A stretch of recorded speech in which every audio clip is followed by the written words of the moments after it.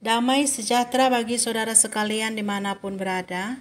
Firman Tuhan untuk kita minggu ini, Mazmur 85 ayat 9 sampai 14. Aku mau mendengar apa yang hendak difirmankan Allah Tuhan. Bukankah Ia hendak berbicara tentang damai kepada umatnya dan kepada orang-orang yang dikasihinya, supaya jangan mereka kembali kepada kebodohan? Sesungguhnya keselamatan daripadanya dekat pada orang-orang yang takut akan Dia, sehingga kemuliaan diam di negeri kita. Kasih dan kesetiaan akan bertemu, keadilan dan damai sejahtera akan bercium-ciuman. Kesetiaan akan tumbuh dari bumi dan keadilan akan menjenguk dari langit.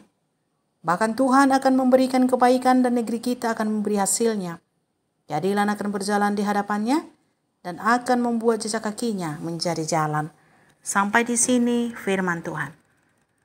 Saudara-saudara yang terkasih di dalam Yesus Kristus, tema khotbah Minggu GBKP untuk kita, keselamatan orang yang sungguh-sungguh. Tentu yang dimaksudkan di sini sungguh-sungguh adalah orang yang sungguh-sungguh hidup di dalam Tuhan. Keselamatan hanya ada di dalam Kristus. Manusia tidak bisa menyelamatkan dirinya sendiri. Sekalipun ada orang yang mematuhi hukum Taurat, tetap saja ia tidak bisa selamat jika tidak melalui Yesus Kristus. Dalam kitab Injil ada seorang laki-laki bertanya kepada Yesus, "Apakah yang harus kulakukan supaya aku selamat?" Lalu Yesus menjawab, "Apa yang tertulis di dalam hukum Taurat?" Laki-laki itu menjawab, "Aku sudah melakukannya." Jawab Yesus, "Ada satu lagi. Juallah hartamu lalu ikutlah aku." Dari kutipan cerita ini jelas bagi kita bahwa tak seorang pun selamat kalau tidak melalui Yesus. Sebab setelah melakukan hukum Taurat, menjual harta-harta, dan yang terakhir, ikutlah Yesus. Orang yang mau selamat harus sungguh-sungguh mengikut Yesus. Dalam ugen, Yohanes berseru-seru di padang gurun, "Persiapkanlah jalan untuk Tuhan, luruskanlah jalan baginya. Bertobatlah, maka Allah akan mengampuni dosamu." Mempersiapkan jalan, meluruskan jalan, bertobat, dibaptis dan diampuni, itu adalah langkah awal menuju keselamatan. Selanjutnya diperlukan kesungguh-sungguhan untuk dapat bertahan hidup di dalam Kristus. Karena akan sangat mungkin seseorang yang sudah percaya dan dibaptis dan diampuni berpaling kepada kejahatan dan kebodohan jika ia tidak sungguh-sungguh. Seperti bangsa Israel yang bolak-balik diampuni dan diselamatkan Tuhan dari musuh-musuhnya, tetapi bolak-balik berbuat kebodohan. Mereka sudah melihat dan merasakan, bahkan mengakukan dengan mulutnya bahwa Tuhan Allah itu perkasa dan ajaib dalam perbuatannya.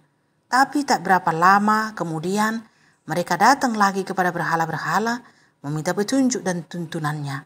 Mereka menemui petenung dan peramal-peramal. Mereka tidak sungguh-sungguh setia kepada Tuhan. Di samping itu kejahatannya pun merajalela di setiap lapisan masyarakatnya, mulai dari umat, imam-imam, para pemimpin-pemimpin memberontak kepada Allah. Akhirnya menggiring mereka pada penderitaan. Namun Allah tidak membiarkan mereka terus-menerus hidup dalam penderitaannya. Pada waktu yang ditentukan Allah memulihkan keadaan mereka dan menyelamatkannya. Beginilah keadaan yang dipulihkan atau diselamatkan.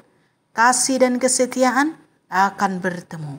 Keadilan dan damai sejahtera akan bercium-ciuman. Kesetiaan akan tumbuh dari bumi dan keadilan akan menjenguk dari langit. Bahkan Tuhan akan memberikan kebaikan dan negeri akan memberi hasilnya.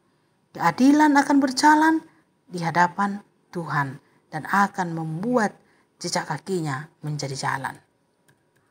Saudara-saudara yang terkasih di dalam Yesus Kristus, yang menjadi pertanyaan bagi kita sekarang ini, apakah keadaan yang ideal ini sudah terjadi di kehidupan kita sebagai orang-orang yang mengikutkan Yesus Kristus? Adakah kasih dan kesetiaan bertemu?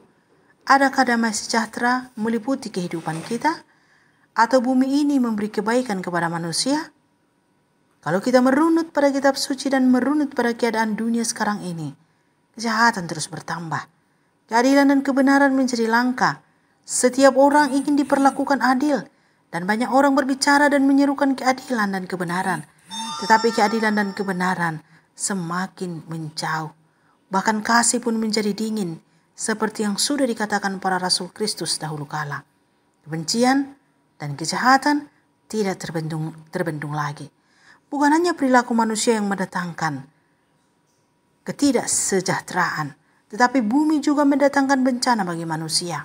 Banjir di mana-mana, gempa bumi, angin puting beliung, erupsi gunung berapi, hama yang menggagalkan panen, wabah penyakit yang melanda dunia, menimbulkan ketakutan, teriakan dan tangis. Mungkin inilah yang menyebabkan semakin banyak ditemui para motivator dan pengkhotbah yang memberikan semangat untuk mendapatkan kebahagiaan itu di tengah-tengah pergumulan dan jalan keluar yang penuh mujizat di tengah kesulitan. Memang tak dipungkiri juga, di sela-sela pergumulan yang ada sukacita dan kebahagiaan. Namun tidak lama kemudian, penderitaan datang lagi dan datang lagi hingga manusia itu kembali kepada penciptanya. Namun begitu, orang yang hidup di dalam Tuhan mampu mengucap syukur atas segala situasi apapun.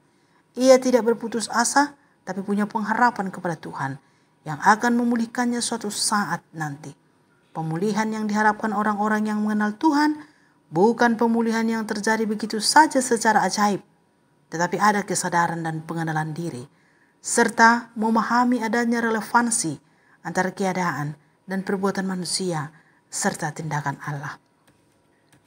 Lalu kalau begitu, apa yang kita lakukan saat ini? Menghadapi situasi yang tidak damai sejahtera.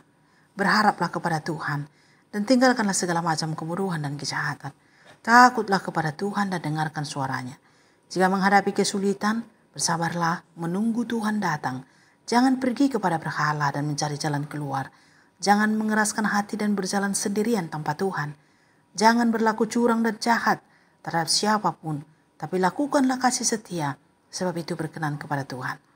Untuk para penegak hukum, katakanlah benar kalau benar dan salah kalau salah. Jangan terima suap, sehingga yang benar menjadi salah dan yang salah menjadi benar.